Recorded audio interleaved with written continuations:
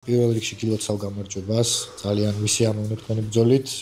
ჩემი კითხვა მდგომარეობს შემდეგში. თქვენი გამას ბოლო ბრძოლიდან საკმაოდ დიდი დრო გავიდა და მაინტერესებს როგორია გამას რინგზე დაბრუნება. მოგესალმებით პირველ რიგში, მადლობა მოლოცისთვის. პირველ საერთოდ რამდენად კარგი გზნობა რინგზე დგომა, განსაკუთრებით გამას რინგზე დგომა, მით უმეტეს როცა გამარჯვებული ბრუნდები. ბევრი რამ შეიცვალა კარგისკენ, სუდისკენაც ბოლო ჩხუბის შემდეგ და ვფიქრობ, რომ უფრო განვითარებული და უფრო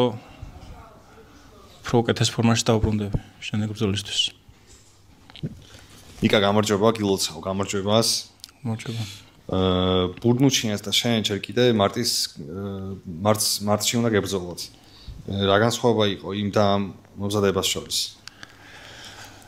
კი, ჩვენი ბრძოლა დიდი ხნის წინ შემდგარი იყო, მე რომ იმ ფორმის 50%-ში ყოფილიყავით, დღეს საუბრობთ დროზე ადრე დამთავრდებოდა ჩვენი ბრძოლა, ბევრად უკეთეს ფორმაში ვიყავი, მაგრამ ეს ფორმაც საკმარისი აღმოჩნდა ჩემი გამარჯვებისთვის.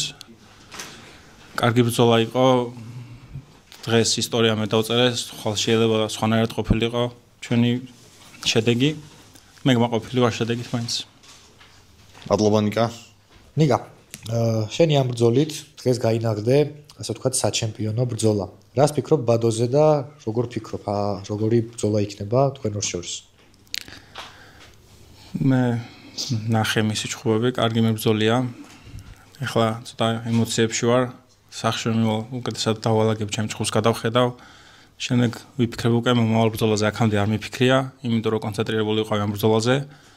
მაგრამ ახლა უკვე დავიწყებ ახალი ისტორიის დაწერას, რომელშიც მე და ბადო ვიქნებით უკვე ისტორიის გმირები.